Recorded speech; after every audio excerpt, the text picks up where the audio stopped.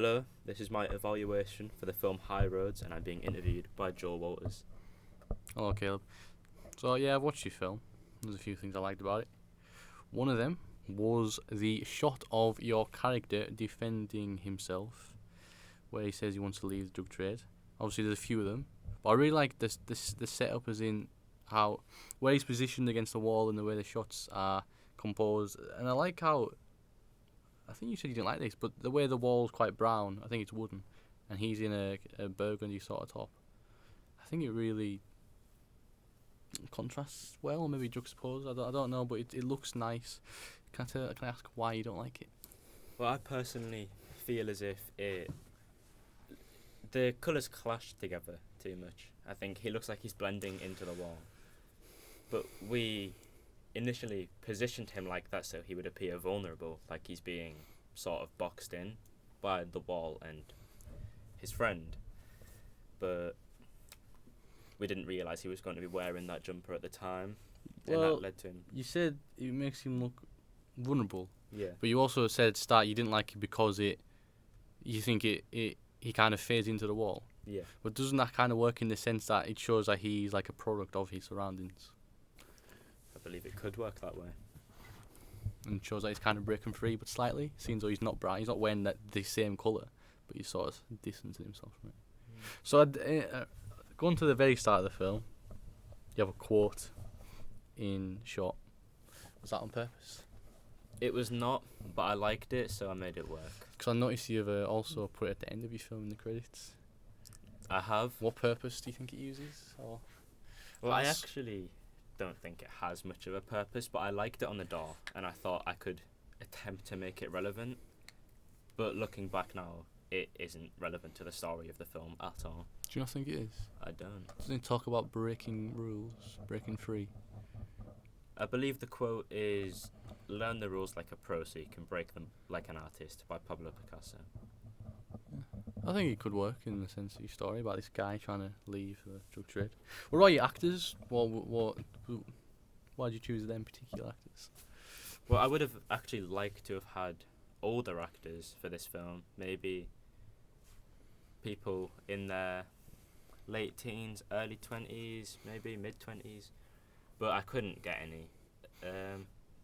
My initial plan was to go and ask my neighbours for help because they were in an acting school. But I let my fear get the better of me and decided against it and just asked my friends to do it. That's okay. Do you think that had a negative impact? I think with older actors it would have been a lot clearer and possibly a lot better delivered. But I like how it is now, so, you know. Well, I saw you. I saw you talking to Paddy about editing, and you were changing the colours. Were you colour grading, or you were putting filters on and everything to make it look more cinematic? What was the purpose behind that, and how did that help? Well, Tarantino shoots a lot of his movies on film, and I was trying to see if I could replicate that look in a sense. It's not perfect, but I believe it got the job done pretty well. The only issue I'd say is there are some shots that appear overexposed because of that filter, but that would be an easy fix if I was to go back and do it again. We've already talked about your location, but I know you've had issues with your sound because of where you were. I know originally you wanted a cafe or something, and you got your cafe, but it was kind of a double-edged sword, wasn't it? Yeah, we got the cafe, but we didn't examine the cafe very well when we set up, and we set up right underneath a speaker. They were okay with us asking them to turn the music down, but obviously they have their own business to run, so they couldn't actually turn it off, which led to us having a lot of issues differentiating between our characters' dialogues and the music playing in the cafe, which was fixed thanks to DaVinci Resolve's AI voice isolation. It's quite handy. Would you say you made any mistakes on the day? Because there's nothing huge I can see in the film. I know there's one scene, it's minute, where you can kind of see a boom pole in the mirror, in reflection. Well, I'd actually say the biggest mistake made in our film is the fact that one of our actors had to go for a job interview midway through a shooting. So we placed the camera like in his POV, and we were gonna make him voice over his lines, but we never had the time to. And they were initially supposed to come in on Monday, but they couldn't. So we had to use what we could. And that's where AI voice isolation came in. Yeah.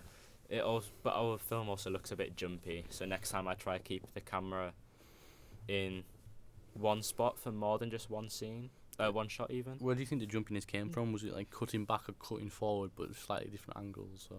Definitely that. It's just we're moving the camera around a lot because we wanted to keep it visually interesting and give the viewers different sort of places to be looking. But it ended up possibly being a negative. So what would you change? Just like I said, keeping the camera in one spot for multiple shots and maybe cutting down how many times we move the camera around. What about other stuff that isn't just cinematography?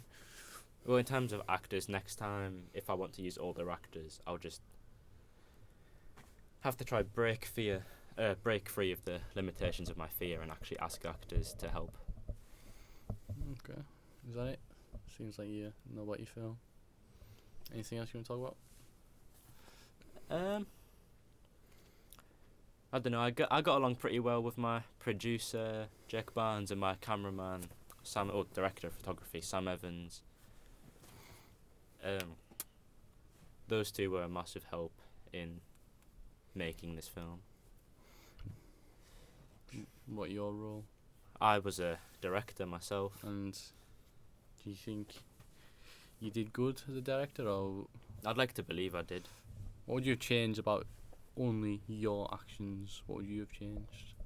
Possibly being a bit more hands-on as a director, because I also had to double up as a sound person because there was only 3 of us on the day. Did you spend much time behind the camera? There were a few times I was sat Observing the camera, yeah. It was also me that planned most of the shots, but unfortunately on the day we were working without a shot list because I forgot to make one. That's unlucky. Which means next time I will be making a shot list as one of my first things after the script, which I also wrote for this film. I guess you are prepared for next time then? I mean, do you need to evaluate your research or anything? How did that help? There was a lot of research on how to film a two-hander, and I believe it has helped because I can't think of anything off the top of my head. But on the day it helped a lot as I was able to, obviously do what I needed to do. Good. That works. Is that it? I believe that is it. Thank you very much. It's alright. Have I got it? Turn it off. Don't turn it off. Just stop. Oh! Stop recording it. Where's the record?